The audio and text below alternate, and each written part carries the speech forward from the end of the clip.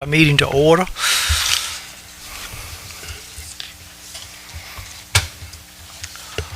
Offer invocation at this time. We called a meeting to order and we offer the invocation at this time. Most gracious Heavenly Father, we come here before you this afternoon. Weak and helpless as we are, we just ask for you to continue to grant us with your forgiveness and your mercy. We thank you for the rain that has been so eagerly anticipated to renew our crops and our yards, that so much depend on these blessings from you.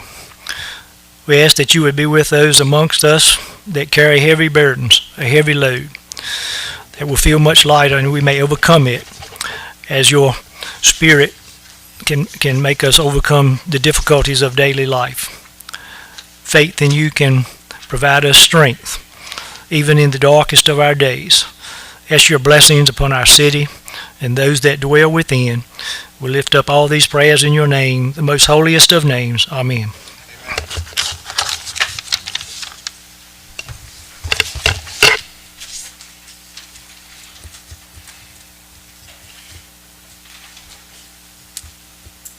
Next item of business is item number 2, which is to approve the business agenda.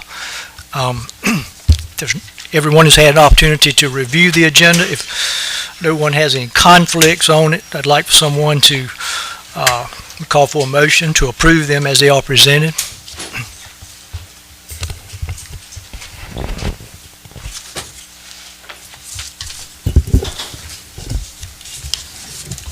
I'd like to make a motion that we adopt the business agenda as presented. Okay, motions have been made to approve the agenda as it is presented by Mayor Pro Tem Farabee. Is there a second to his motion? I'll second it. I have a second by Councilman Stainback. Is there any more discussion on the matter? If there is none, all in favor signify by saying aye. Aye. And opposed, no. The agenda will be approved as it is presented to us. Item 3 is for special recognition. For that, I'd like to call on our fire chief, Chief Patrick.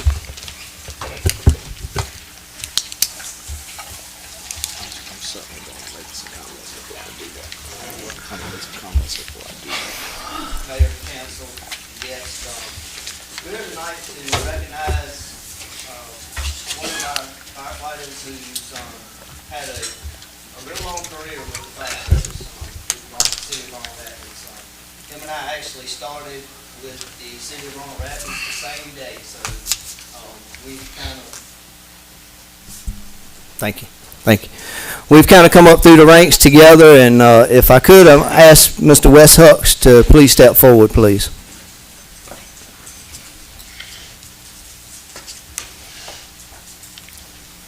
Also, Nancy, if you could.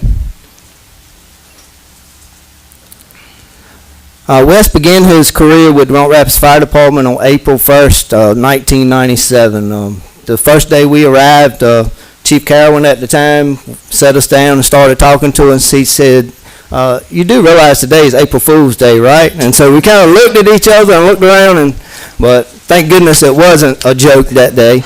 But when we came in the first day, we were on the canal trail looking for 2 lost children. And when we were involved with that, we were like, wow, what is this going to turn into? You know, were we going to stay here and make a career of this? And from that point on, I think he was definitely hooked with it. We had fires. We had a structure fire the very next day. We had a fire over here at the cotton mill the very day after that, so that would be our 3rd day. And it was kind of like we brought a black cloud in, it seemed like, with us coming in to work. But thank goodness things kind of settled down after that. And in August of 1999, Chief Hucks actually promoted up to driver operator, and about 10 years later, well actually about 14 years later, he decided he wanted to move to the office and work daytime. And at that time, he moved to the office and became our deputy fire marshal, which he has done a great job with that. He's currently working with or has been working with our new deputy fire marshal, Kenneth Hollowell, and training him. And then in 2019, when Chief Coggins and Chief Clemens left, he promoted up to deputy fire chief, which is where he will be retiring at, or has retired at, back in April. We're surely going to miss him. He brings a lot of experience, a lot of knowledge to the department, and not only for the fire service part of it, but Chief Hucks, I don't know if most of you know, but he was a general contractor before he came to work with us. So the city used him a lot for other projects. One of them, such things, is right over here next door in Centennial Park. I don't know if most of you know it or not, but he was the basically the leader and kind of headed up the project of building the gazebo out there. That was his mastermind to basically put that together with the help of some of our guys. And also, if you'll notice in the backyard of Fire Station Number 1, him along with many other of our firefighters basically took apart the old Hale plumbing building workshop that they had out back when Manning School bought bought his house out. And we basically took that apart and brought it back here, and he oversaw putting all that right back together over here so we would have somewhere to store our lawn equipment and different things like that. So he's been a big asset to the city, not only as to from the fire service standpoint, but also with his construction work. So tonight we're here to recognize him for his distinguished and dedicated service to the city of Roanoke Rapids.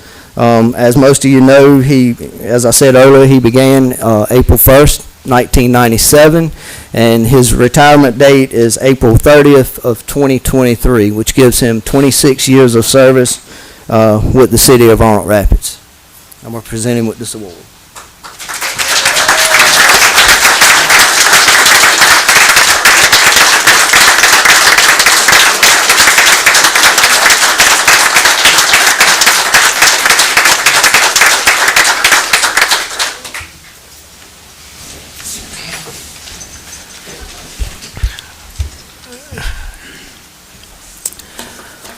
So, I know most of you are probably familiar with law enforcement, and when you retire in law enforcement, usually they give you your badge and your sidearm.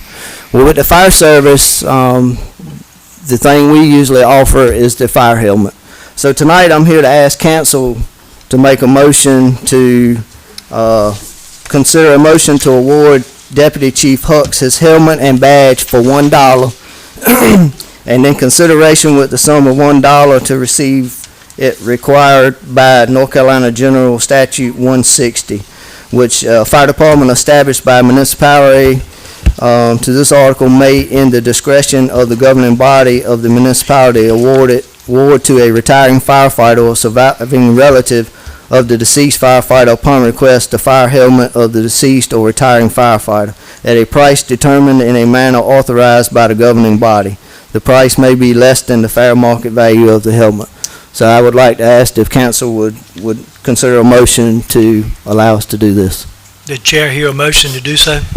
Mr. Mayor, I'll make a motion to award Deputy Chief Hucks his helmet and badge for, and in consideration of the sum of $1 received as required by North Carolina General Statute 160A 294.1. Second. Okay, motion by Councilman Stainback and a second by Councilman Smith. Is there any more discussion on the question? There is none. All in favor signify by saying aye. Aye. All opposed, no. Motion would be approved. Thank you. Chief Hucks, would you like to make your 30-minute speech now? Actually, I'm gonna hold you to it now, 30 It minutes. was an hour and 30 minutes. Well, I didn't want to take a chance on that. I'd just like to say, I appreciate the opportunity that Chief Carolyn gave me, and Chief Patrick. It's been a great career, and I look forward to serving the citizens. I'm actually working now part-time at the fire department, helping Chief Hollowell with getting his level 3, and I just look forward to serving the citizens, and I have really enjoyed it. It's been great. Worked with some great guys. I'm looking at one right here that left us and went to the police department.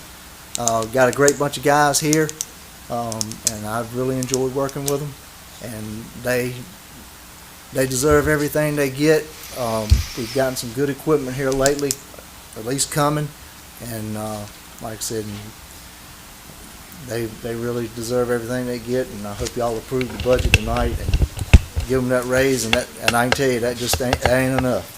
But they're not doing it. They're not doing it for the money, but you got to have money to put gas in your car and buy your groceries too. So, but a lot of them are doing it for free at volunteer departments. So, but I do appreciate it. Thank y'all. All right. Thank you.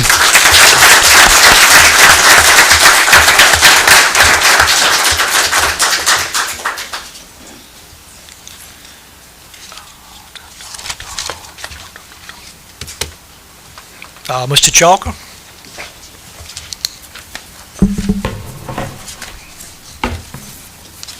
Mayor, Council, so many people in attendance. I'd like to call Mr. Linwood Bowser to come up and join me, please. We're here to recognize Linwood for his retirement of 20 years to the citizens of Roanoke Rapids.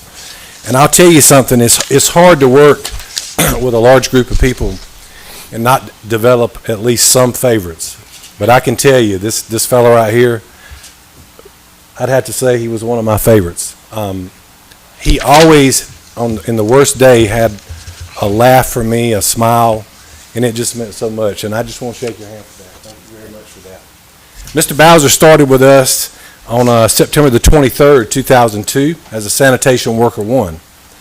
He then applied for and was awarded a position in our street department on November the 1st, 2004 as a Street Worker 1, and then he was promoted to Street Worker 2 on September the 18th, 2006, which is the position he retired in, which was December the 31st of this year.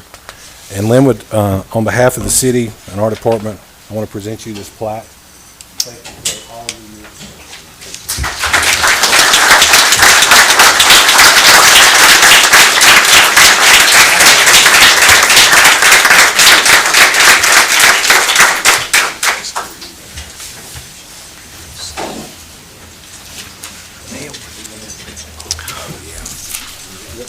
Mr. Bowser, you like to make a comment? Thank you for your...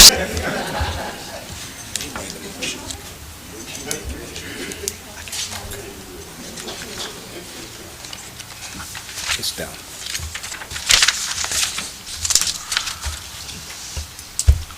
The June 6th regular meeting minutes are the next item on the agenda.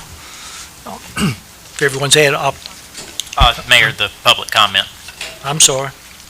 We do have one individual that has signed up tonight, Ms. Morgan.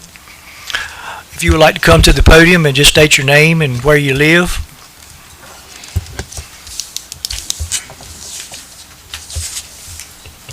Good evening. My name is Jan Morgan, and I live in the city on Halifax Avenue. I just wanted to give a little bit of background as to why what I've got to say and why it's important to me. I'm a retired CFO for some pretty large organizations for 30-plus years, a retired CPA, so my focus is on business and finance and good business decisions. In addition, staff management. So the things I had concerns about or wanted to ask about and I've been trying to understand is, the first is in relation to the theater. I've had to miss some meetings. I've heard a lot, and I did hear a lot about the govdeals.com. I have a real hard time understanding why there was such reluctance to keep the property on GovDeals. You can still, people can still bid on it as they were, but it's exposure to the whole country, in the whole world.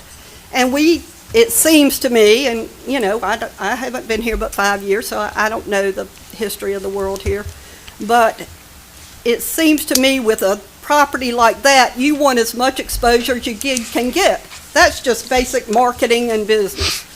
One of the comments I heard at the last meeting was, or the meeting I was that we had an open house and not many people showed up. Well, really? I mean, of course, we're a smaller area and some of the people who were interested aren't going to come from wherever they are, New Jersey, wherever, just for a walk through it for one meeting that came up quickly. So that's the thing I was just wondering from the council, why? Why don't we let it at least try to get us some more money for the city, for an asset instead of selling it for pennies on the tens of thousands? See what we can do. There's no harm. If we don't want to take the bid, we don't have to. So that's my thing. I feel that's my point of view there. The other point, and I'm not sure because I have had to miss some meetings, is about the budget. As a manager and understanding that nothing gets done without your people. You support your people, and because we as managers can't do it by ourselves. We can't do squat by ourselves. I have been in a position budgeting-wise, and I was the CFO, so I'm there doing the budget, and I know what the restraints are, and if we were allocated a certain amount that is, okay, we're going to have a maximum of 3% or whatever across the board. Each department has to allocate that. Okay. If you could just summarize, just in Okay. keeping with our 3 minutes. I understand. I'm trying to do it fast. I understand. Thank you. Okay, so my point is, sometimes we as managers have to sacrifice, and we're in a very difficult working environment where the lowest level people are having a hard time surviving. Some of us in management positions really are not. We're probably doing just fine. And maybe we should give more to our people and not do a straight across the board percent, because a 3% on somebody making 70 is a whole lot more money than 3% on somebody making 15. And I think as a good manager and steward of the county, city, that's Okay. our responsibility. All right. Thank you. As is our general, the way we handle our business at this point in our meetings, it's just generally for public comment. I would ask the city manager, maybe the city attorney, if they could try to help you get some of your questions answered, but this would not be the time and the place to do that. Well, I would think everybody might be interested, but that's just my opinion. Mayor, if I may, I think both issues are on the agenda later on, and so I think that some of those questions may be addressed in the meeting. Because I know there are answers, they may not be what you want to hear, but I think they would be on there. But thank you very much for your comments. Now we'll move on to the June 6 minutes.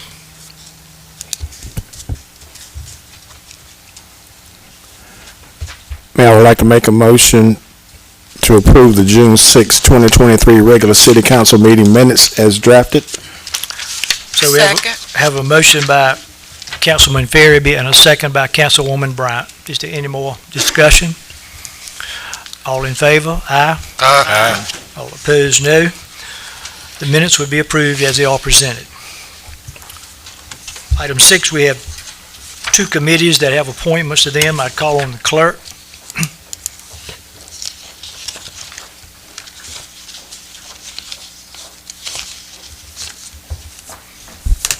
Good evening, Mayor, Council, and citizens.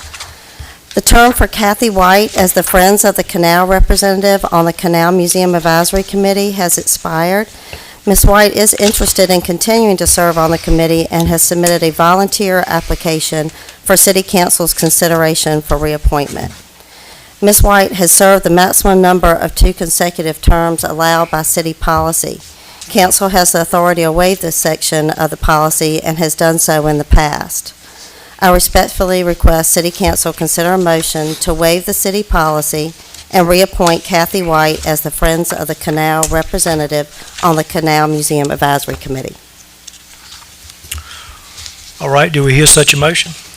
Mayor, I'd like to make a motion to waive the city policy and reappoint Kathy White as the Friends of the Canal representative on the Canal Museum Advisory Committee. Okay. Second. We have a motion by Councilwoman Brown and a second by Councilman Smith. Any more discussion?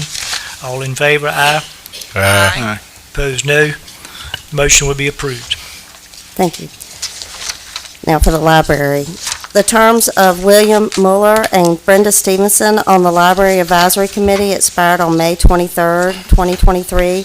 Both Mr. Mueller and Ms. Stevenson have served the maximum number of 2 consecutive terms allowed by the city policy, but are interested in continuing to serve on the committee.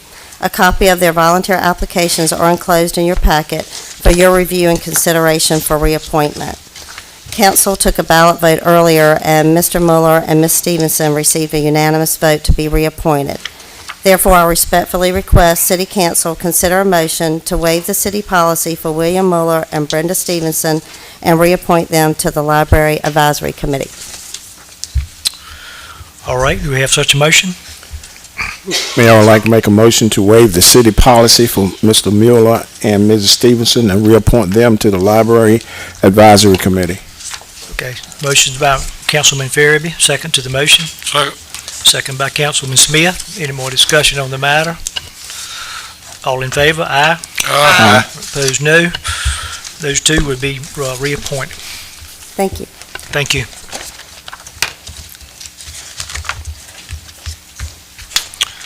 Attorney Davis? So the next item on the agenda is an old business item, an update on the Roanoke Rapids Theater. I'm going to try to make that as concise but informative as I can. And to respond to some of Ms. Morgan's comments regarding how we got to here, I'm not going to go back through because I know obviously everybody on council was part of that decision, whether you voted for or against the different pieces of this, but our clerk takes very good, fantastic minutes, and those are certainly open to public inspection for anybody that misses a meeting and wants to see what happens. I know we have our 2 media outlets here who also do, I think, an excellent job of accurately reporting what goes on here at the meetings and what the discussions are. And so I will say that I do think that one of the main kind of reasonings I heard, and I think it was, I don't want to put words in anybody's mouth, but I think it originated from Councilwoman Bryant, was that a bird in the hand is worth more than 2 in the bush. And I think that kind of came up several times as far as why the decision was made not to cancel the gov deals and to accept the proposal. But we're kind of committed to a process at this point, and we need to see that process through. And at the end of that process, there will be an option for council to decide to do something different. On June 6th, at our last meeting, council voted to accept an offer for $1.5 million from a group of various individuals. By accepting that offer, what that did is triggered under General Statute 160A-269, that triggered a 10-day upset bid period process where anybody would be able to come in and bid it up within certain kind of confines. And I think the important thing that I'd like to note that I think may have kind of gotten missed in some of the discussion was that 10 days, that's more of a minimum than it is a maximum. And now obviously I'm not saying we need to advertise for 30 days or for 2 years or for something absurd like that, but the reason I point that out is those 10 days begin when we notice the beginning of the period, okay? And so we noticed the beginning of that period on June 9th, and those 10 days expired on June 19th, okay? And one of the things that's kind of going on there, of course, June 19th was this Monday.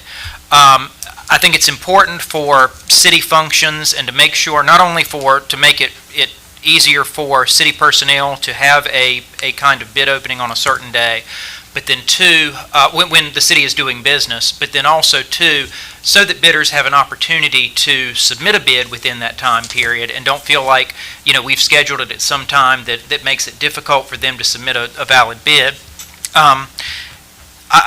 Being able to kind of pick when we notice the beginning of that period helps it so that it doesn't end on a weekend. So for instance, if the day after the meeting we had said, all right, we're noticing it and we're starting it on June 7th, that would have had it closing on June 17th, which would have been a Saturday, which, there would be some difficulties for city operations as far as performing that. And then 2, there would also be, I would worry about bidders saying, well, I didn't have an opportunity to get my bid in. So I just kind of say that to kind of emphasize that the period begins when we notice it. We did have an upset bid that came in. That was opened publicly. Again, all bids are sealed, so no one in city administration knows what those bids are until they're opened. They also must be accompanied by the deposit amount. We received another bid of $1.75 million with the appropriate deposit amount in certified funds from Freeman Enterprises. That was accepted, and so that's going to trigger a new upset bid, 10-day upset bid period process. That was noticed on June 20th, and will, of course, conclude on June 30th, which is a Friday. So Friday, June 30th, if we receive any bids, any upset bids that qualify, and by qualify, what I really mean is they meet the statutory amount of increase that's involved, and then two, they're accompanied by the minimum deposit that's required. Then that will set up a new upset bid period to begin when we notice it. And of course, I believe we have a meeting. I know that Tuesday is July, that the next Tuesday will be July 4th, and of course, we're not meeting on July 4th. I think we're meeting on the 5th. Obviously, we'll have an update at that time as far as where things stand. If no upset bid that qualifies is received by June 30th and they're open and we don't have one, then what would happen is that 1.75 bid will come before council on June 5th, and council will have the opportunity to either accept the sale or to reject all bids. If there is a qualifying bid, then again, that triggers another upset bid period process, and we go through that, and it can, and I know that I've had some questions that, well, can that drag on? Yes, I guess it could. Now, eventually, somebody's going to run out of money, essentially. And of course, the whole point of this process at the end of the day is to get the city the most money possible for the city asset. Because as I spoke about at the last meeting, that's the way you determine fair market value when you're talking about a city asset such as this. And again, the value as far as what is this piece of property worth on the market today, and what can you sell it for? So in any case, that's kind of where we are. We will wait and see what happens on June 30th, see if we receive any more bids, and then kind of one way or the other, we'll have an update for council on July 5th. One way or the other, at the end of the day, whatever kind of comes out of that, whatever the final bid is after a 10-day period passes and there's no upset bids, council will have the choice to either accept the highest bid or to reject all bids. And so it will come back before council at that time. So that's pretty much all I've got, unless anyone, subject to your questions. I got a question for you. Sure. Have you reviewed the letter of intent we just sent? I have. It's essentially the same as their first letter of intent. Correct. Correct. And of course, what will happen is once whatever comes out of this process, the final bid, when it comes before council, and if council decides to accept the final bid, then again, that triggers us to, there will be another resolution that comes before council. Myself and the city manager will discuss what goes into that resolution as far as terminology. And then coming out of that, the next step is, of course, the real estate contract, which I think people that have probably transacted, non-governmental real estate will probably understand. There's a real estate contract that will get worked out, and that will be kind of set some guidelines on the due diligence process and everything like that, and ultimately culminate in a deed and a final sale. I got some questions. I know in the letter of intent, it's got in here that not to be made public. I think she's put the bid in, I don't know why. Anything you submit to, and that was something that I discussed with Mr. Freeman when the original bid was put in, I guess back in in May, because like I say, this language in here is pretty much identical to their original one, and of course anything that gets submitted to the city is public. You can't make it confidential in that way. Really, the only thing that's really confidential with respect to the city would be employee records, and then of course anything coming from any communications with the city attorney.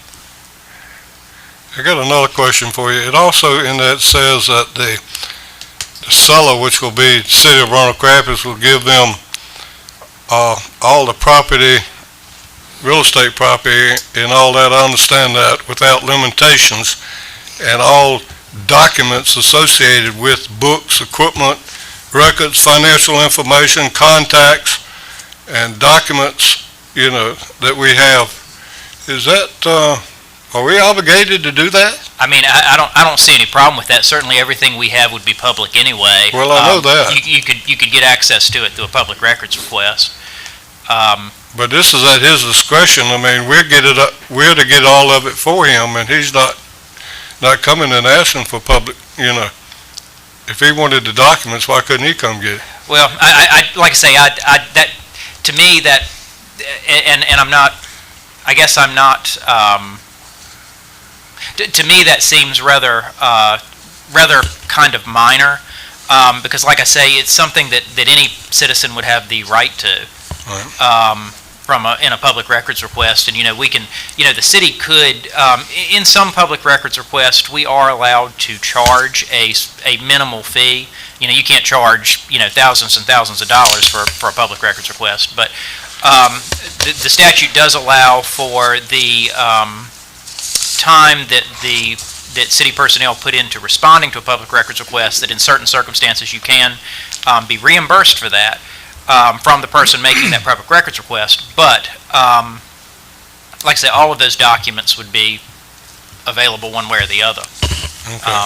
I know I'm kind of nitpicking, but I read this thing, and I know the answers to it really, and it's also the time limit that he wants. It's a 60-day after the execution of this letter, and then 45 days following the execution of the definitive documents. So that's 60 plus 45. That's what, 95 days. When you're talking about selling real estate, once council agrees to finally to make the final acceptance, if that's what it is, those numbers don't seem that kind of out of place to me. You're going to have to have time to hammer out a contract. There's going to have to be a due diligence period. I guess you can say there's a good aspect to it, and that it does kind of put some hard lines there that it has to be met. Okay, I think it also says in here that anything done has got to be at his sole discretion. The city doesn't have any, if he decides that all of a sudden he wants to back out, we give him his money back, and it's his sole discretion and not part of the city's negotiation. I mean, that would ultimately be before a contract. Now, certainly once the real estate contract is entered into, and I realize that this is a complicated process, and it probably seems silly to anybody that's listening to me talking. I didn't decide what the process was. The legislature did that. And it's the process that we have to work through if we're going to do it this way. And so once council votes to accept after the bid periods pass, whatever the final offer is, if council decides to accept that, we'll have to negotiate a contract. And you can spell out in there and set some conditions as far as, money that has to be paid up front, things like that. And then, if they do pull out, we can negotiate that in the real estate contract if that's after the contract is signed and entered into. We're not at that point yet. There's just been a proposal that's been put out there that now we're putting it out for bids. We're not at the point where the theater has been sold, or whether we're not even at the point of a contract for sale. Okay, well, what you're telling me then, this is not worth a nickel. It's worth something. But it's certainly not anything that we are committed to, at least until we get through this process and see what the final result is, and then whether council accepts that final result or not. Okay. All right, thank you for your time. Anybody else have any questions of the city attorney? So you will, in the contract, there'll Correct. be stipulations about, in the event, there are things that the city will be obligated to perform, and then there'll be things that the buyer will be obligated to perform. In the event that there's something that the buyer does not hold up his end of the bargain, so to speak, is there any way that the city can be compensated for, quote, that, let's say a deal does not go through? I know we have a deposit now. We do. That deposit is refundable right now. Like I say, once a contract is executed, that can put some, that can have some amounts that if they try to back out after the real estate contract is signed, there could be some. Because as Councilman Smith made notice of, 100 days is 3 months. Somebody could be real interested now, and as that time went by, they could have a change. And they might decide not to bid on it in the event that our contract did not go through. That's right. Okay. Anybody else have anything? And of course, then what happens is we're right back to where we were before. We put it out for bid again, and we go back through the process. Again, it's an aggravating process to go through and sell city property like this. And normally, I mean, we do it all the time with things like old cars and old police vehicles and things like that. But of course, we're not talking, millions and millions of dollars. We're not talking, assets that have this kind of level and weight to them and complexity. And also assets that don't have the kind of, I hate to say it, maybe negative aspects of their history, such as the theater does over the last, 15 years. And so that does make it a little bit more fraught and kind of points the finger at how complex this property, this process is for the situation that we have regarding the theater. Okay, if, I got one more question for him. In the negotiation, when the contract's set, and let's say it doesn't make any difference who's buying it, not particularly him, but somebody else overbid him. They have 5 things in there that they said they want worked out before the final deal. They come back with the first thing, we correct the first thing, then they say, well, my lawyer or somebody has advised me we need to correct the other 2 things. So it's taken 30 days to correct the first one, 30 days to correct the second one, then it comes back on the person comes back on the next one, and this thing could go on for 6 months. It's one of the reasons why it's probably not a good idea for municipalities to own property like this.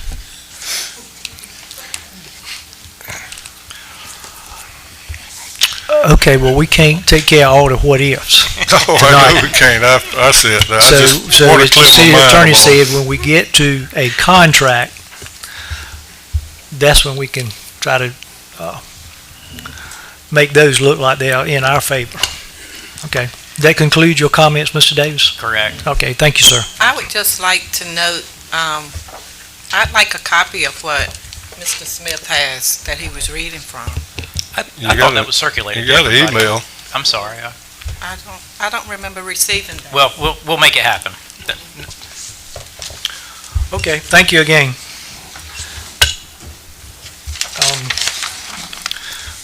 Next item is consideration of a bid for home rehabilitation services through the CDBG program, and Ms. Trainum will update us on that. Good evening, Mayor and Council. We've been talking about the CDBG Neighborhood Revitalization Program since, I guess, August of 2020, when the application was submitted to the state. And due to COVID and the restrictions and a lot of the limitations on that and the slow progress, this grant award is still in action and in full swing right now. There are 2 homes that have been demolished and are under construction or reconstruction for replacement. And one of the next steps in this program is the revitalization or rehab of some existing homes within the community. With our grant consultant, we are working through the application and the homes that were identified in the application. And as part of this, we're trying to move forward with contracted services for the work to be completed in the homes that have been identified so far. 2 rounds of competitive bids were advertised, and the first time that bids were due, we only received 1, and under the federal guidelines, we have to have a competitive process. So a second round of advertisements was made and 2 bids were received. The bid is for the rehabilitation of 3 single-family residences. So tonight, the action that requesting of the City Council is to consider a motion to award or to authorize the City Manager to enter into a contract with the lowest bidder for the home rehabilitation services under the CDBG program. Subject to your questions, I'd be glad to discuss anything further. Anybody have any questions to the City Manager? Chair, hear a motion. Mayor, I'd like to make a motion to authorize the city manager to enter into a contract with the lowest bidder for home rehab services under the CDBG NR program. Second. We have a motion and a second by Councilman Smith. Any more discussion on the matter? If I could ask one question on the discussion, have these contractors been checked out, for lack of a better word? Yes, they comply with the state and federal standards for awarding a contract. Okay, all right. Nobody else have a question? We have a motion and a second. Any more discussion? If there is none, all in favor signify by saying aye. Aye. All opposed, no. That motion will be approved. Thank you.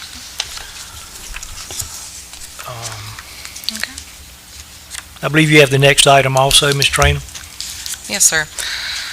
For the next item of business is more or less to bring this to your attention, and if council should feel inclined to adopt a resolution, one is enclosed that's been drafted for you. But after, the North Carolina General Assembly is currently in session, and after the crossover session occurred, there's what's called Senate Bill 675, has some land use changes and other things that are included that would impact the city of Roanoke Rapids, not just the city, but all cities and towns and counties across the state. This bill has been moving very quickly. Planning staff and myself have been kind of keeping an eye on some of the legislative sessions and information that is used to help us to understand what these changes in state law, if it should pass, what those implications would be. One of the things that concerns me the most about this Senate Bill 675 is that it basically gives us unfunded mandates to relinquish extraterritorial jurisdiction area, or ETJ, which is basically our planning and zoning for building and inspections as well. And then also it modifies the requirements or the minimum requirements that the city can place onto single-family residential home sites. So right now we have several different zoning districts that vary from, in the single-family class, from 6,000 square feet to 40,000 square feet in the R40 district. Under this, the maximum lot size that the city could have is 8,700 square feet, which means higher density, the opportunity for more traffic, more stormwater, and other concerns. The thing about the sponsors of the Senate Bill 675, and without any disrespect to them by any means, but there's been a lot of effort to push this through without considering the impacts it would have on to local communities. For the city, this would be a loss of the ability to manage and regulate about almost 3 square miles just outside of our city limits combined.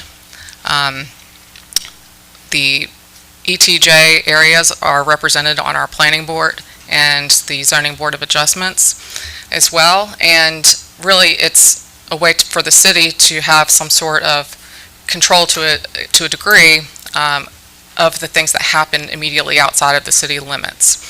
And so there's not just planning officials, but city administrations and towns statewide. There's over 500 municipalities in North Carolina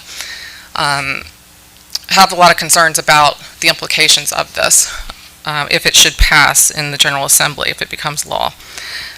This will come at some cost to the city as well. So the League of Municipalities and the North Carolina chapter of the American Planning Association are encouraging jurisdictions to consider adopting a resolution that would effectively oppose the Senate Bill 675 as it continues to be revised in committees. It has gone to the House now, I guess, in a committee, but it's happening quickly, and I think that it's important that, if nothing else, we ask the General Assembly to consider the impacts that it would have and maybe reconsider some of this, because the timelines that they want on this, so for the city of Roanoke Rapids, our compliance, since we are a county of less than 50,000 people, we would have to comply with this by October of 2025, which sounds far away right now, but the time and effort that it takes to go through the relinquishment and the taking back over of ETJ areas and the planning and zoning and the nonconformities and there's a lot of unknowns that would result from it. And so if nothing else, what the resolution asks is that we encourage the General Assembly to consider the input from the League of Municipalities and from cities and how this would impact us instead of pushing it along into law. I realize that there's still, this is a very, the 675 is a very fluid document still at this point, but it does have some consequences. I have included some additional information in your packet from the chapter of the Planning Association. So some of the things that would do would be, it would abolish our ETJ areas. It interferes with some of the sidewalk and maintenance, things that outside of limits. It could cause, and while the city doesn't have our own water and sewer, minimum lot sizes are established, and especially in our ETJ areas that do not have access to sewer. They have to have septic tanks, and so you have to have a larger lot to accommodate a septic tank in the repair area and so forth. And so on a 87 square foot home site, more than likely it may not be enough. And so and the timing is an issue itself. And so the removal of the lot sizes, from a comprehensive planning standpoint, we see this as again, as an unfunded mandate, and just ask that if council feels inclined to approve a resolution or consider a resolution, there's one enclosed for you, 2023.10. And I'd be glad to take any questions that you may have at this time to help you understand. And if you're not willing to take a position on it yet, we can bring this up at another time. If I could, Mayor, if I could ask the city manager a question. Yes, sir. For council's benefit. If city council considered this tonight, they would not be the first municipality in the state of North Carolina to consider publicly opposing or asking for reconsideration of the pieces of this bill. Is that correct? That's correct. I mean, I know that's a leading question, but I don't know the exact count of how many municipalities and counties, and there's counties that are doing the same thing, because the counties themselves are going to have to make adjustments if this passes. And it's really, the way the legislation is currently written, it creates compliance on smaller area or smaller jurisdictions that are less populated, which, like Halifax County or some other counties that are smaller than ours, you generally have fewer staff members and less resources in order to go through, and we're still navigating through the mandates from Chapter 160D from 2 years ago, and then we have to basically take the time to go back and redo our whole ordinances, redo our maps, redo a lot of things, and so there are probably, I don't know the exact number, but it's more than just a few jurisdictions that are approving this and have started taking up action to oppose the Senate Bill 675 since it was introduced back in April. I got a question for you soon. Is this just a Senate bill? Yes, sir. So it doesn't have to go back to the House for approval? It's in the House right now. It's in the House now? Yes, in committee. It's already passed the It's already Senate. passed the Senate? Yes, sir. Have we contacted our representative? I have not been in touch with Representative Ray yet at this time. Wanted to, instead of speaking on behalf of the city without council's input, I wanted to bring this to council first. I've sent you all maybe an email or two about it, but prior to reaching out to Representative Ray, I wanted to speak with the council about that first to get your take on it. So who seems to be, is it the home builders, maybe association, contractors that seem to be pushing this along, or do you have access to that information? What's the benefit from it? More than likely, it is there's probably a developer, or there's probably a single situation in the state, and this is attempting to address that. Usually laws are modified and created for a specific purpose, and the impact that it would have more dire consequences to more than to benefit others. And also it effectively renders future annexations or annexation processes, it basically takes away that, because ETJ areas are the anticipated growth areas, or your areas that you see the city going into. Our ETJ areas are located on the western part and on the eastern part of the city, as far as off of Bowling Road, Lakeview Park, those subdivisions out there, and then also like out by the theater, the surrounding property of the theater. And so if this were to approve in its current format, then the city would have really no control over what happens around properties that are adjacent to our city limits. And so there's a lot to it. It's going quickly, but I think it's just, if nothing else, it's important that our concerns are noted and made. So I appreciate your consideration and how that would impact us. I would just add, I would encourage City Council to consider this. In fact, I think when this came out, there was an email from the city manager, and I think I responded to it and said it may be one of the most important things that people in city government or in local government do, is kind of feeling out their feelings on this thing. And it's something that I don't think a lot of times people really kind of think about, but most people kind of understand that the city has some kind of zoning authority. That is, somebody can't go and put up a hog farm right next to your residential house, and that's part of the city's function as their ability to zone things. But the city's authority to zoning authority flows from the General Assembly, and so if the General Assembly decided tomorrow, they voted and the governor signed off on it, or they overrid his veto to do away with zoning altogether, they could do that. So it's kind of, I don't want to use the word, it's really, delegated authority may not be the best term, but it's really kind of a delegation, city zoning authority to do things like this.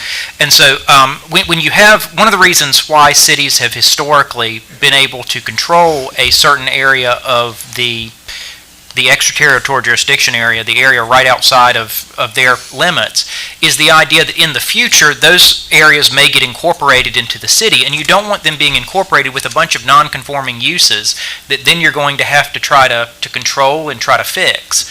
And that goes both from the utility aspects, that is, when you're talking about minimum lot size, you have not only do you have homeowners in those areas that have bought houses, they've looked around at the character of the neighborhood, and they've said, well, we bought these houses understanding what this zoning is, and that the houses that will be built adjacent to us are going to be somewhat like ours.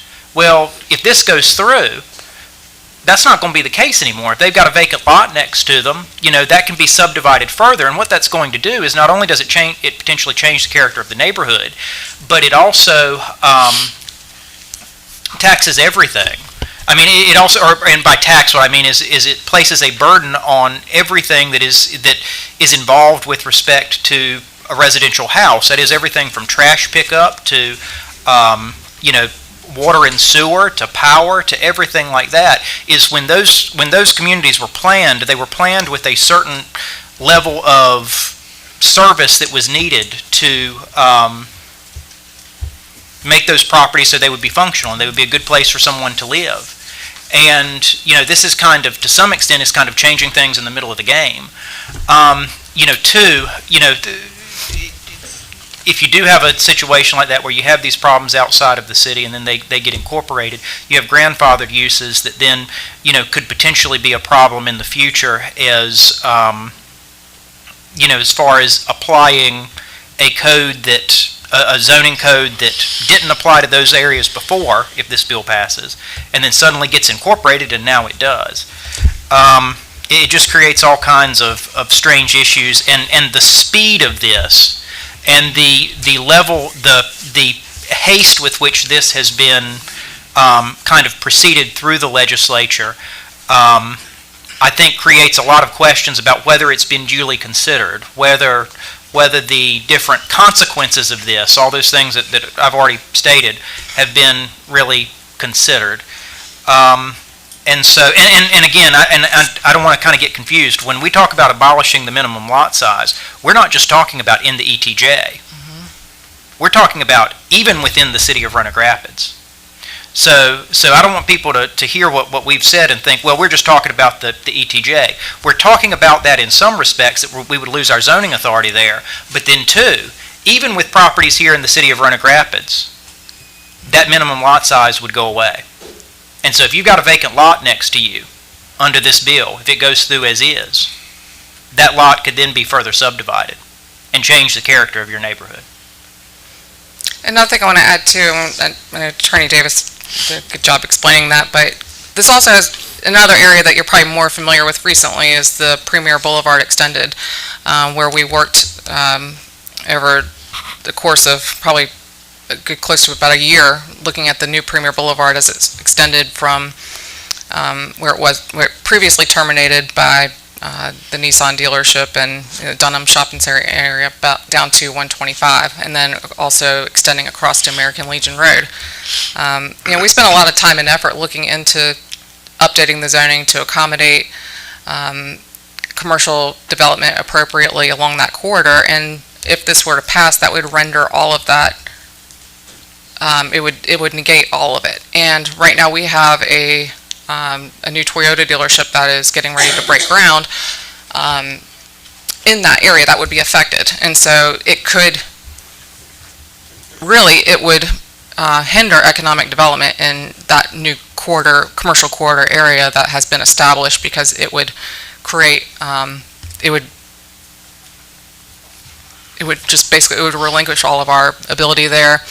There have been some conversations about potential for contracting fire services out there, so that along Premier Boulevard in the area outside of city limits, but within the ETJ. There have been some conversations about like the fire department contracting for service there, so that the commercial establishments could take advantage of the better ISO rating or insurance rating that would apply to those properties as well. But so there's just a lot to it that has not been considered by the sponsors of this legislation, which is therefore why effectively what we're asking is for more time for them to study it and to better understand the impacts that it would have across the state of North Carolina. Did this bill go back to the House as a Senate bill, or is it a House bill? Senate Bill 675. It went back to the House as a Senate bill number? This one, okay.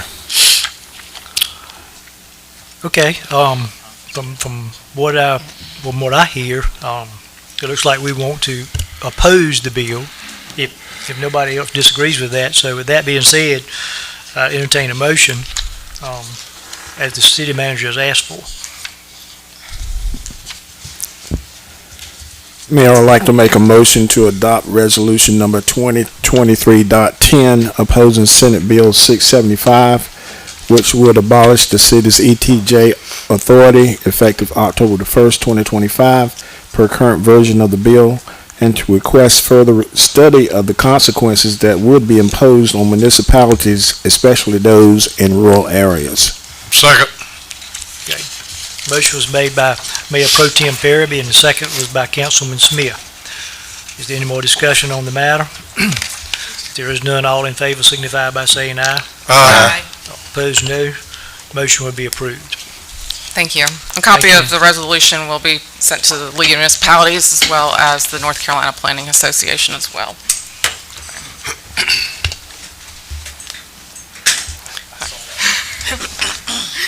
The wheel of my chair has caught a cord. Okay.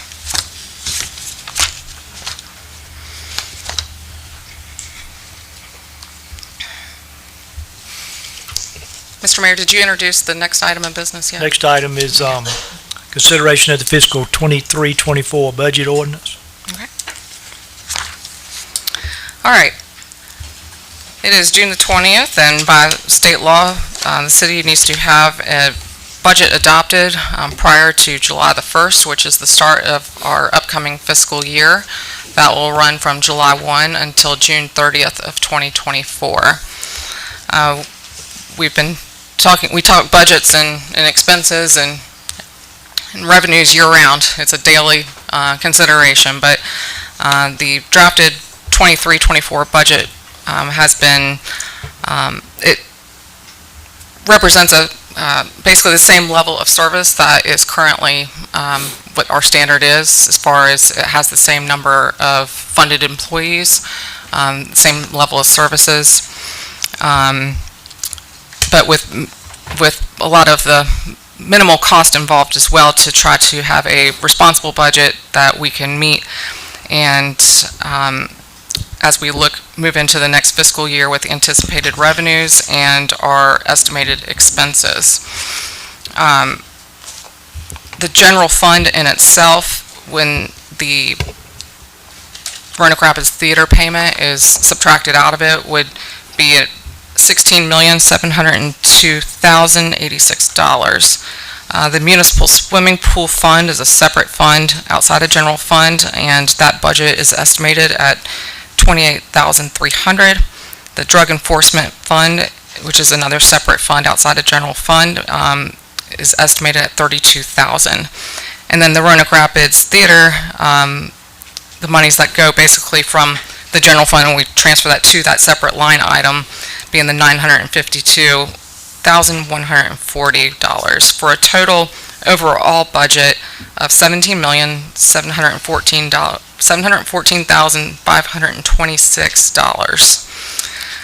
The anticipated revenues for the upcoming year, the majority of those revenues come from ad valorem taxes,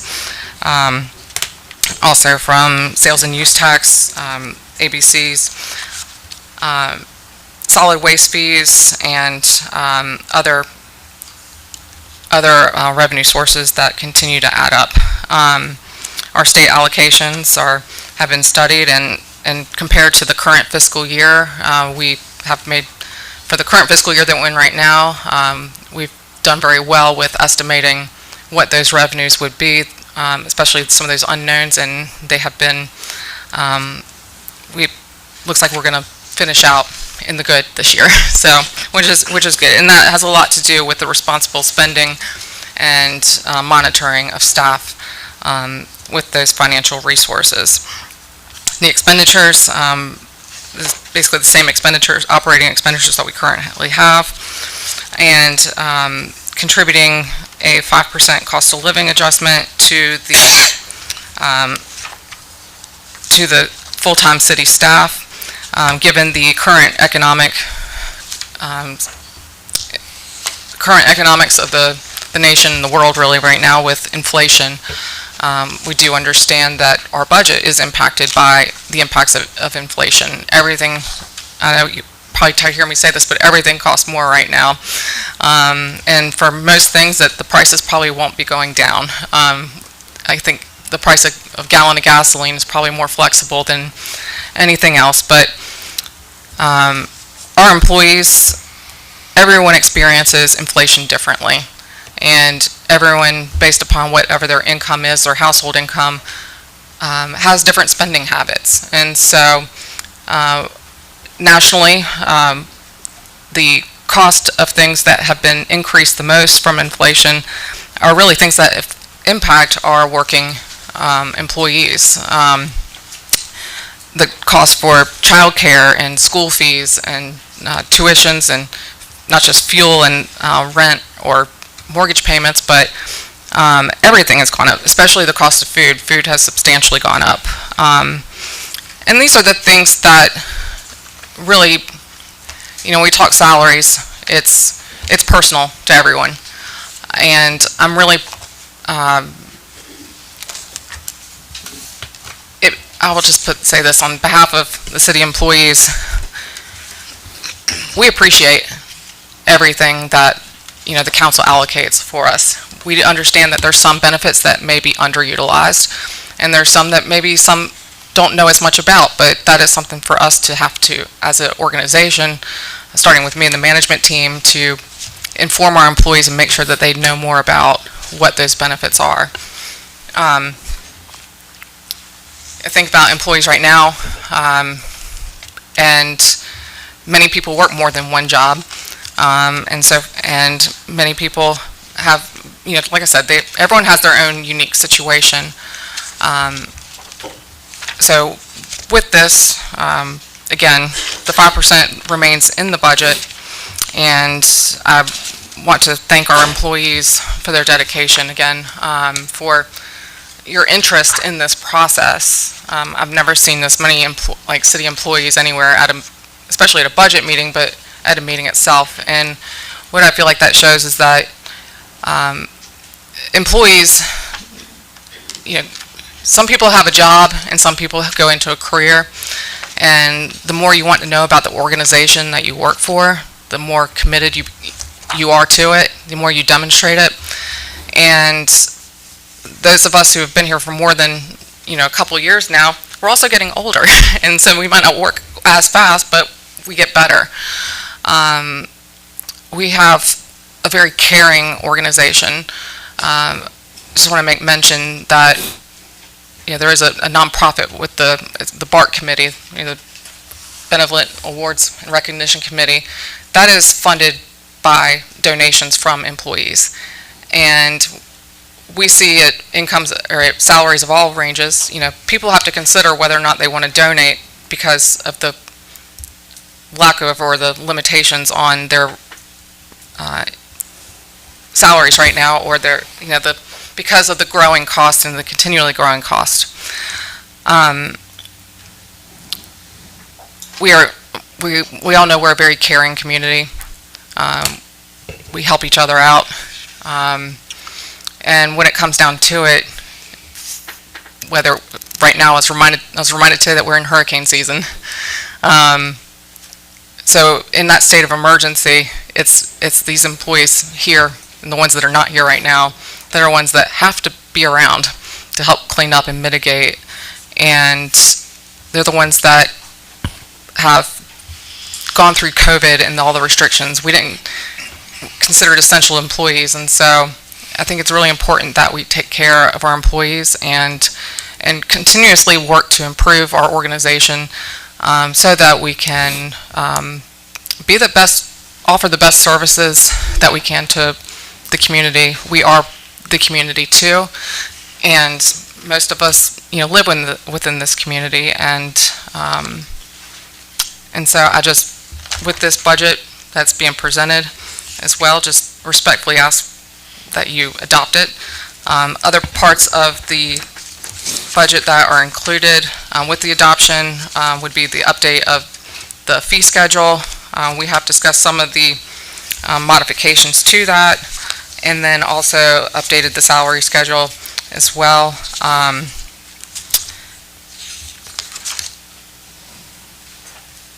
And it currently maintains the tax rate that has been in place of 661 cents per $100 evaluation.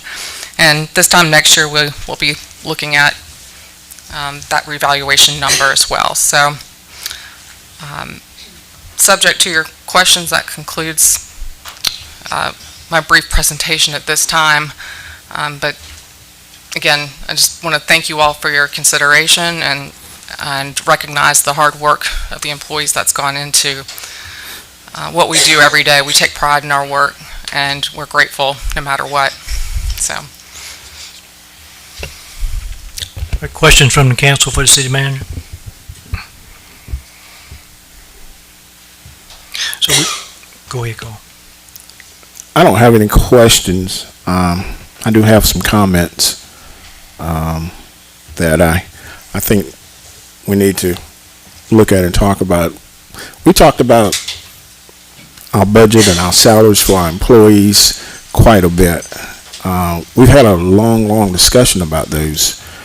I know that there was a survey that was done and sent out to the employees. The employees sent the survey back saying they would personally rather have a percentage of increase.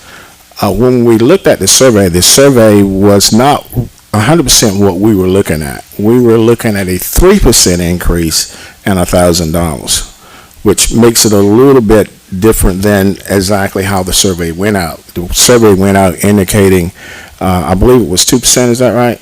And an unknown dollar value amount for the bonus. However, in looking at that, I believe we all looked at that and had long discussions about that. What to us that would equate to would be if we calculated 3%, and we'll use a break-even point. And we'll use $50,000 for a break-even point. And what we're saying is that if we did 3% of $50,000, that would be $1,500.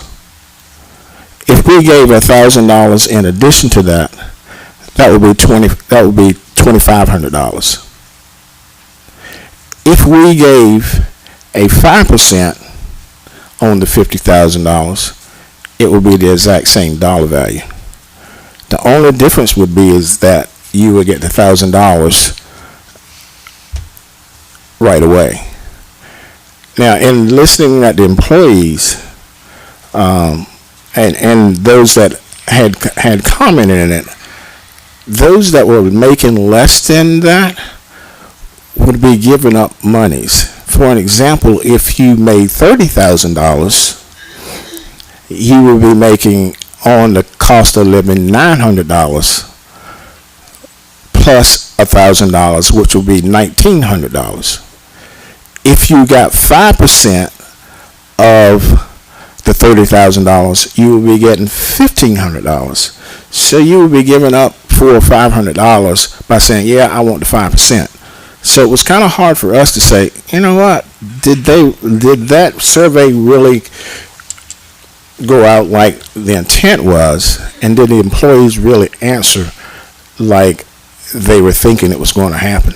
Because I really feel that we really feel that no one would give up $500 if they didn't have to. But anyway, nor here nor there. I believe the council listened to the employees in the survey. I believe the council is looking at the 5% that was in the survey.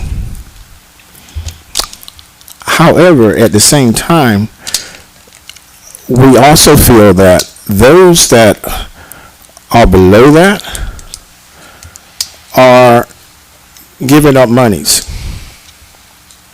We feel that employees that are making the 30 or less got to buy the same loaf of bread that the guy that's 50 or above would be buying. So we looked at it and said, now, did they really understand that survey? We don't know. But in looking at that, I do want to say that Kelly indicated earlier that the league is going to be looking at salaries and surveys. One of the things that we like to see, in particular me, is the start-in salary. I've said it in different meetings. I think that start-in salary is one of the hardest things that can happen when a person comes in brand new and pretty much make close to what a person's been there for at least 2 to 3 years. After 2 to 3 years, you should be full force. In other words, you should know your job and know everything about it. So when a person comes in, and we were looking at some of that, so when a person comes in, though, and makes the same thing, that is a deterrent, we believe. So with that being said, we looked at how can we do both, make the employees happy, and we think most of the employees that were, and I'll go ahead and say it, top line to some degree, because they would be making a little more than those that's $28,000. We got employees, 10 employees that don't make $30,000. We can go to McDonald's and do that. We got to do better on that. We got to do better on that. So I would like to make. Do you have a suggestion? I would like to make a proposal that we do the 5 across the board. But I also would like to make in the same proposal that, and I'm sorry, got anybody under 50 get a $500 bonus. And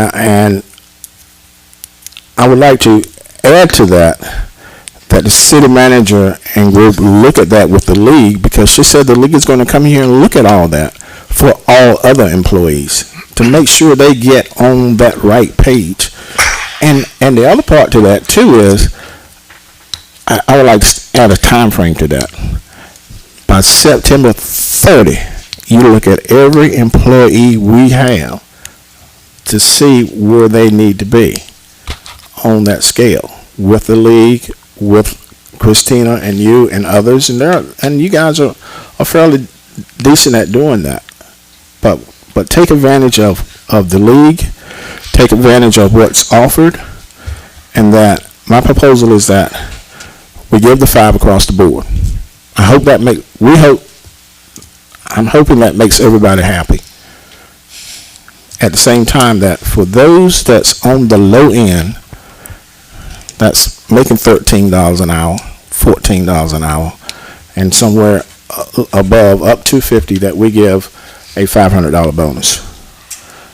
I would like to make that in the form of a motion. Mr. Mayor, I've got some comments I'd like to make if that's the motion. All right.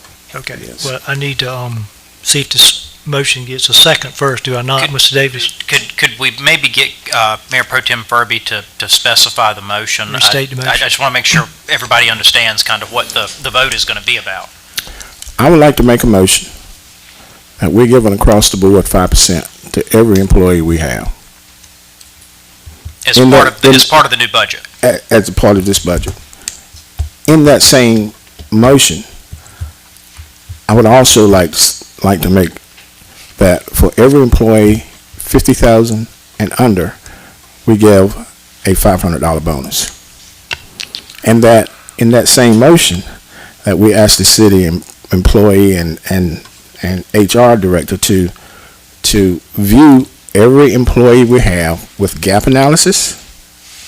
And for those that may not know what that is, it's the difference of when you come in versus where you are now versus when another employee come in. For an example, as I said earlier, you may come in, you make 10, I'm gonna use this, you make $10.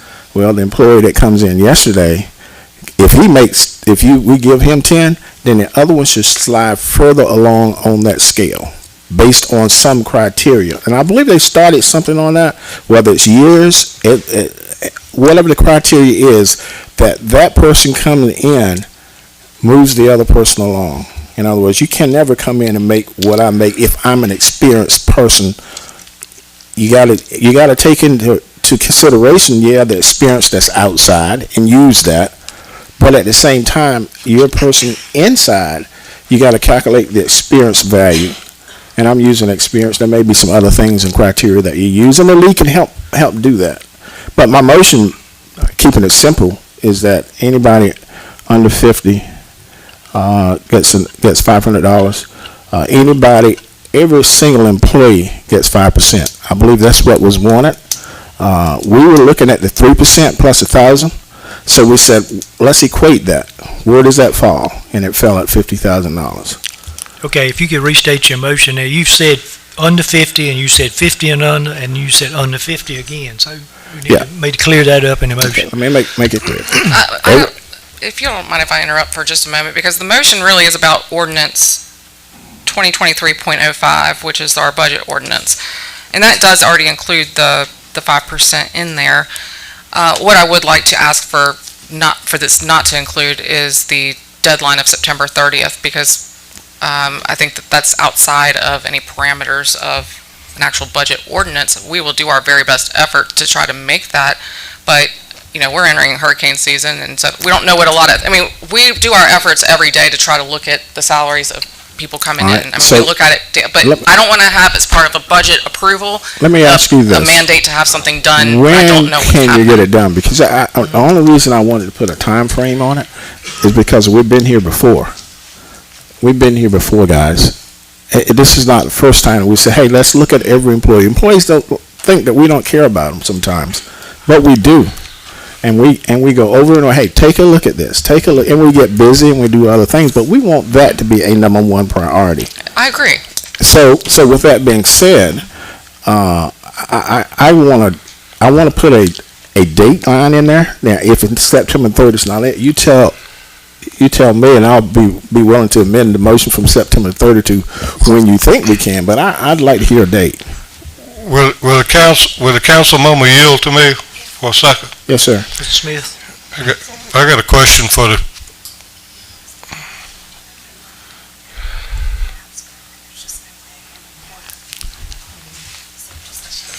You got a minute, Kelly?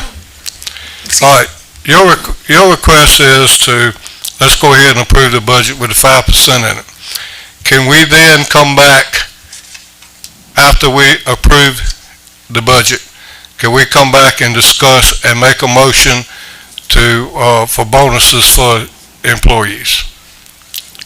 Yes, or that could be done as part of the approval of the budget ordinance. It can be done in the budget.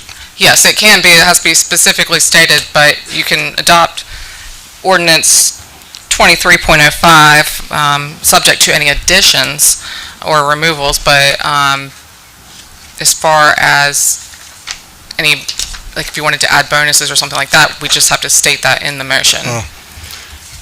Well, excuse me. Was that not what I did? Yeah. On that? Or what? No, it is. Okay.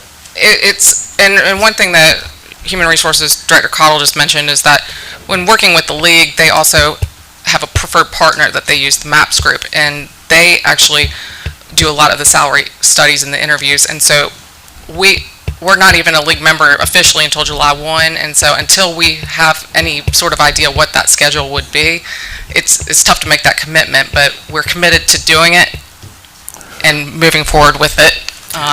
You see, and I agree with that, except that the thing that I don't want to see, and I know the council doesn't want to see, is that all the other employees that fall right outside that criteria range, we don't want them to think, hey, look, you forgot about me. Where am I in this mix? And what we really want to say is, hey, we're looking at every employee. We just can't do it all at one time. We're just taking care of buying loaves of bread right now. But at the same time, we need to look at every single employee from top to bottom and look at gap analysis as well as look at where they are on that scale, our start-in process. And again, I think that would do wonders for where we are. You know, we've heard it before. We don't want to hear it without action on it. So, Okay. Mayor Pro Tem Farabee, what I'd like to just add is that if we do an in-house effort in conjunction with the league, depending on whatever that timeline is, we can do an in-house effort and provide you more detailed information by September the 30th. I can assure you of that. okay. I can't make promises for the league of municipalities and their schedule Okay. and for their contractors. I'll accept that as a, Will the Mayor Pro Tem yield again? yes, sir. When you make the motion, I'd like to see the motion made that you're talking about $500 for all employees under 50. 50 and under. I would like to see all employees with a $500 bonus along with the salary, if it would be okay with you to put it in your motion that way. Well- I would support that myself. Well, the only thing about that is two. One, we don't know where we are totally with dollars. Two, the 5% was what the employees asked for. We're giving this above and beyond the 5%. We adhered to what they asked for, the 5%. But this was just for those that we are thinking that are not benefiting, those that are 13, 14, 15, 16, 17, 18 dollars an hour. That's got to buy the same loaf of bread that a 5-figure, 6-figure person got to buy. You know, and the reason, I'm sorry, and I got to do a little. The guys that are in the trenches, those are the guys that do it for us. You know, and I think we need to, you know, look out for them. And the guys that are there looking out for those, we got to look at them too, and we got to put a time frame on that so that they don't think, you know what, hey, I don't have a problem with you helping my guys, but you got to help me too. So if we put that guideline on it, Somebody mumbling out in the audience. If you would refrain from that, I would appreciate it. Thank you. Go ahead. Trevor, I have a question. You to my question. Yes, sir. Where do we get just arbitrarily just pick 50,000 out? I mean, I feel like that, that's just patently unfair. If we want to give from 50 down, but how about the people that's making, under 50, how about the guy that's making 50,000 and 100? He doesn't get a bonus, but the guy that's making 49.8 or the woman would qualify for the bonus. I mean, I don't think that we're being fair with this. We're going to go across the board with the COLA, and we're going to extend a $500 bonus, which I think we all support. But just to reach out and grab a number and say, well, you people make enough at 50, but you at 49.5, you get a bonus. And it's not that many people that's making over 50 here. I want to say it's probably less, 40 or less. I would certainly support the bonus if it was given out fairly and impartially instead of just that's a good telling question. people that they're not going to get a bonus. I think you make too much, because I don't know of anybody in the city right now, from the top to the bottom, is overpaid. There's no one. I don't either. Mr. Farabee, if you would allow him to finish speaking, and then you can have the floor. Mr. Mayor, I call a point of order. You got a motion on the floor.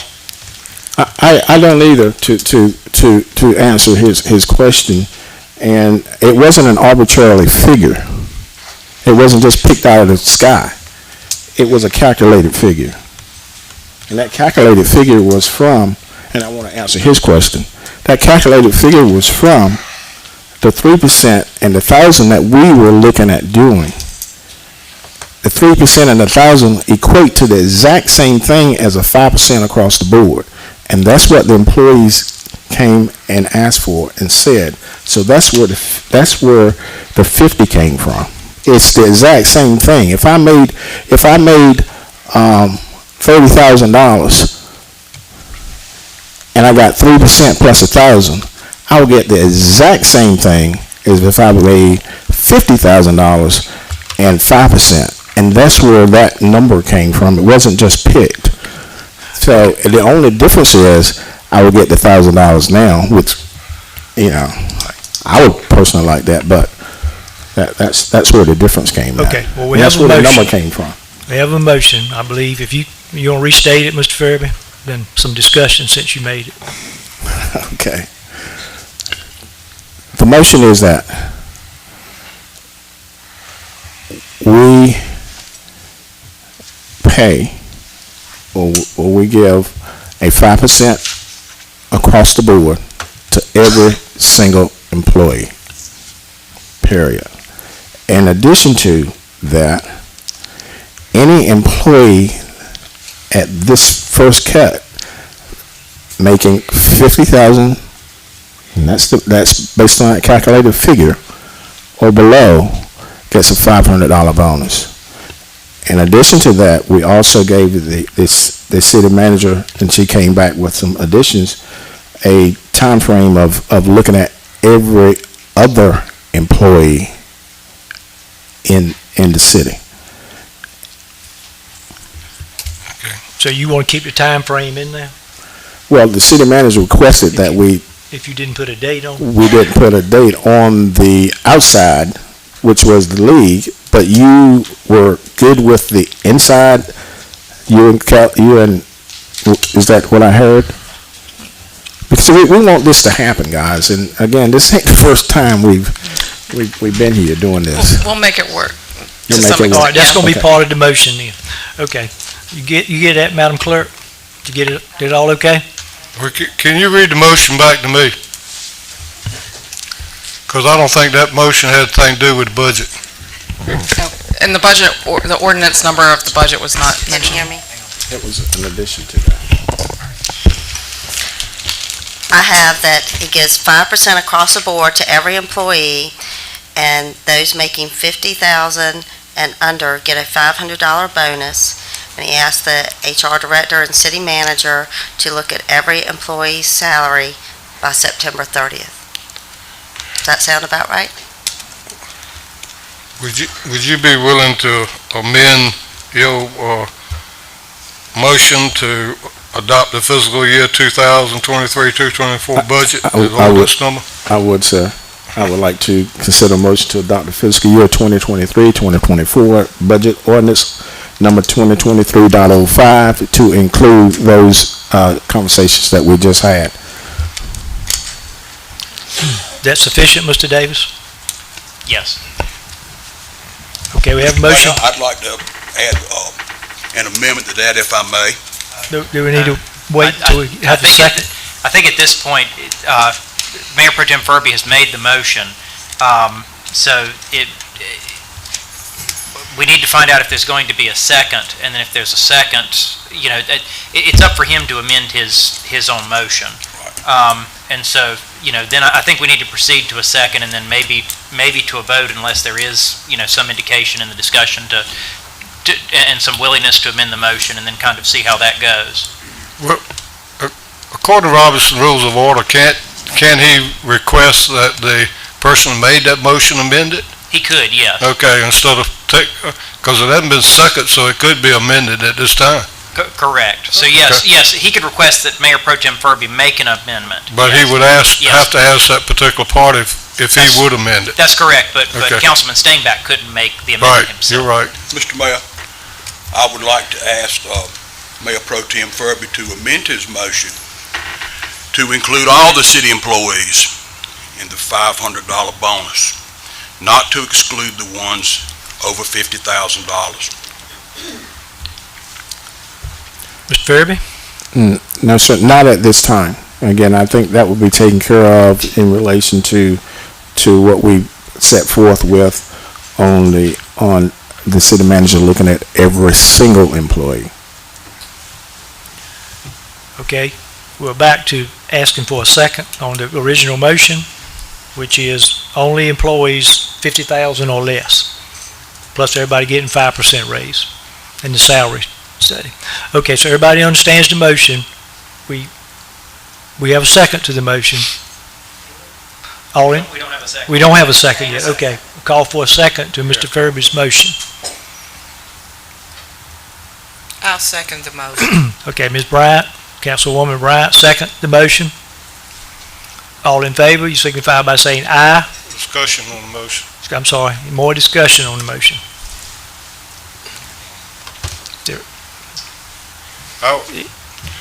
I would definitely like to see all employees get the $500. I think it would treat everybody fair across the board. And I don't think that we need to give part of it 500 and leave out the rest of the part. I'm kind of with Rex on that. And so that's my part of the discussion. Okay, anything else?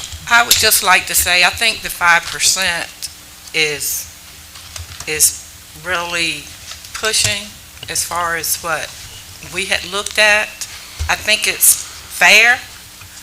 I also I'm really depressed that we have over 70% of our employees that are making less than 50,000.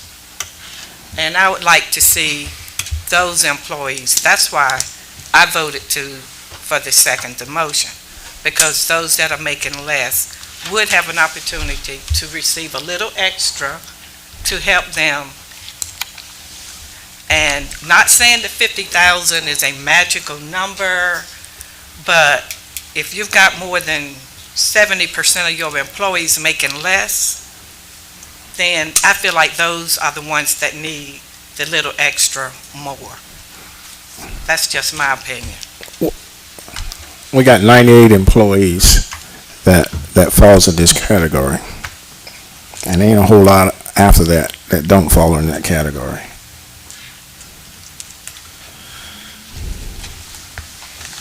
Okay. We're back to, is there any more discussion? If there is not, call for a vote. All in favor of Mr. Faraba's motion, which everybody understands it now. If you don't, speak up. Signify by saying aye. Aye. All right. And all opposed? No. No.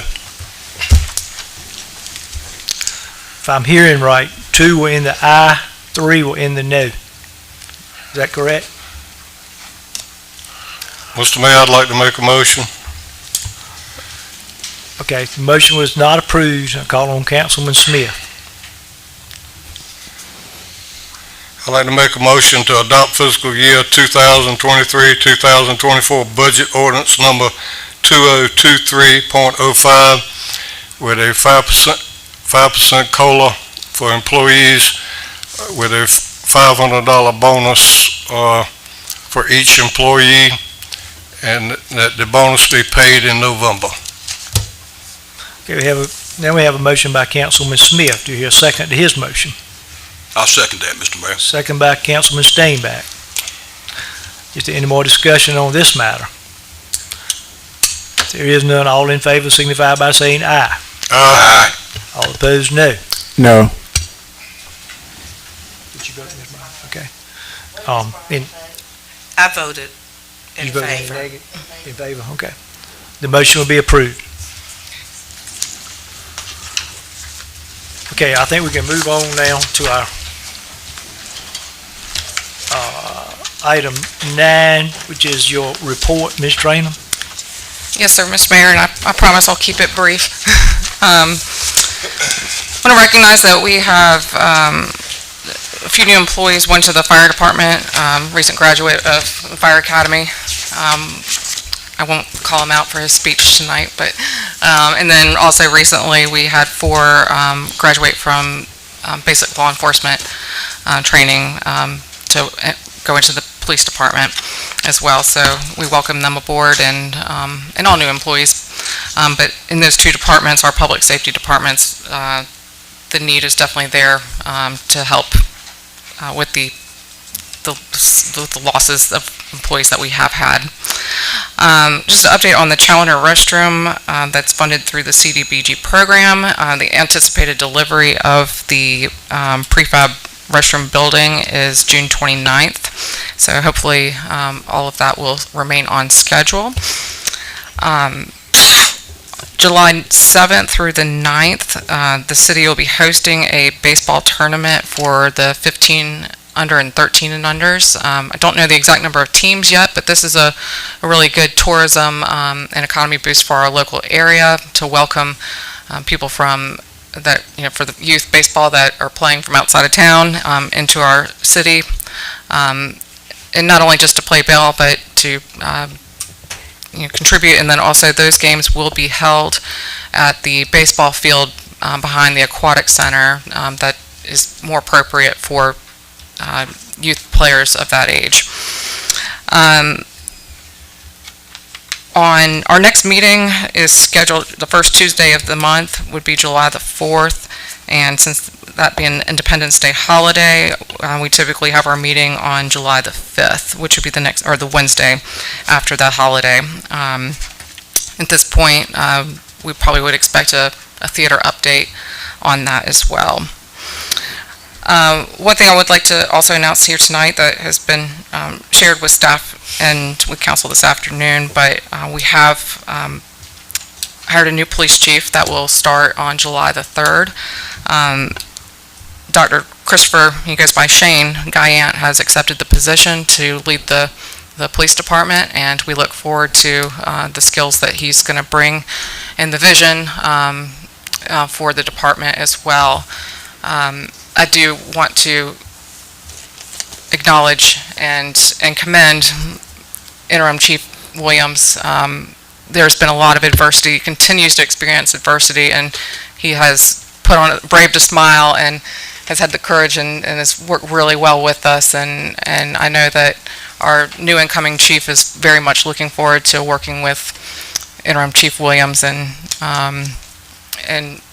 really we have a chance right now to rebuild the department with a solid foundation. And so police work's not easy, firework's not easy, sanitation's not easy, even in finance and city administration itself and human resources, things are not easy, but we're all in this together. And so we just again, Interim Chief Williams, thank you for your service and your dedication to us. We're going to continue to make good things happen, and I know that you're going to continue to excel in your role as well as captain of administrations.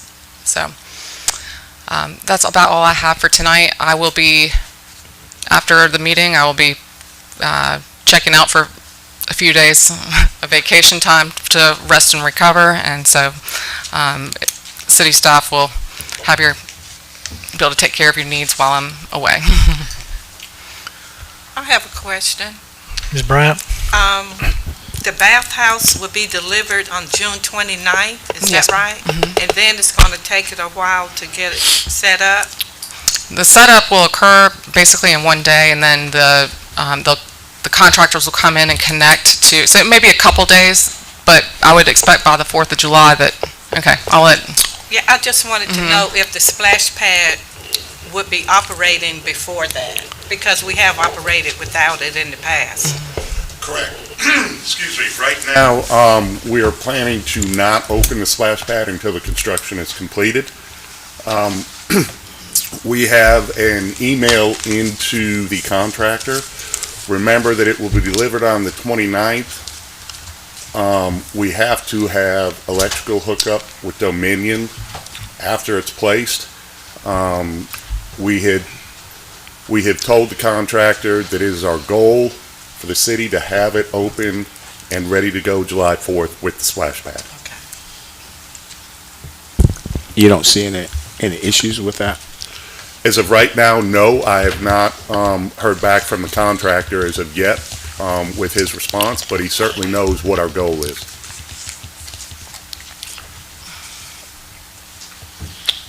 All right, thank you, Mr. Simeon. Thank you. Mayor, I don't have a question for the city manager, but I got a comment. I appreciate the hard work that you put in with the committee on police chief. And I appreciate the hard work that you and the department heads did on the budget. I spent some time up there with you, a lot of questions I had on the budget, and you answered my questions, and I appreciate a whole lot. You taking your time to do that. Thank you. And I credit the staff for their input. It's not just me. I don't want to do it on my own. And there's a lot of, no one knows their own department better than the folks that represent it. And so we do our best to try to make it work in a fiscally responsible manner. So thank you. And before I move on to finance, I too, on behalf of the city council and all the people in our community, thank you, Officer Williams, for your service that you have done for us, the chief position. I know it's got to have been a difficult time to step up with everything going on that we have in this community. But I do thank you very much for your service. I agree, and I think we need to give him a round of applause.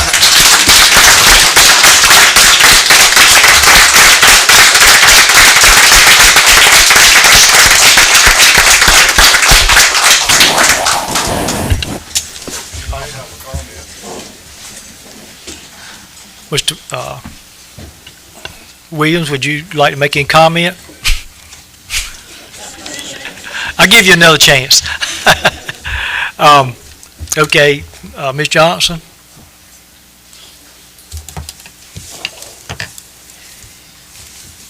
Good evening. Okay, for the period ending May 31st, 23, our general fund year-to-date revenues is $18.1 million, 88.7% of the budget. For the prior year of 2022, this was at 99.9%, but that is due to our budget being larger than last year. General fund expenditures as of May 31st, 2023 were at $16.5 million, which is 80.8% of the adopted budget. And for the prior year, 2022, it was at 85.5% of the adopted budget. I want to point out to council that we still have revenues to collect for 22-23. We have not collected our ad valorem for May or June. We still have motor vehicle tax for May and June to collect. Sales and use, we still have April through June to collect. We did get a preview of what April's amount was going to be, and it's $423,000.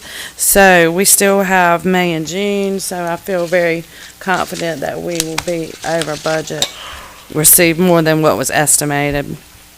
Hold harmless tax for April through June is still due, and we got a preview of that, and it was at $109,000. So we still have May and June to collect for that. I feel very confident that we will be over what we projected. Utility franchise tax, we still have the June quarterly payment to receive, and we did get a preview of that, and that was at $409,000. So I'm very pleased with that. And we also have the residential and commercial waste fees for May and June that we have not received as of yet. So all of that will, through June, July, and August, we'll see those monies coming in. Questions? I want to say to the finance department, I look at the interest income that y'all collected, the way y'all invested the money. I think it was $40,000 last month. Yes, sir. Mm-hmm. I'd like to say y'all doing a good job by the way you invested money and the way you're keeping up with it. I appreciate it. Thank you. We appreciate that. Anything else that needs to come before council tonight? If I not- would like to, I stand corrected, Attorney Davis. I did find that attachment. Okay. I had not seen it, but I did find it. Thank you. If you guys ever need anything, just, get in touch with me or the city clerk or Kelly. We'll make it happen. Okay, motion to adjourn. Motion by Mr. Steinbach, second to the motion. Second. Second by Mr. Smith. All in favor? Aye. Aye. Opposed, no. Motion passed.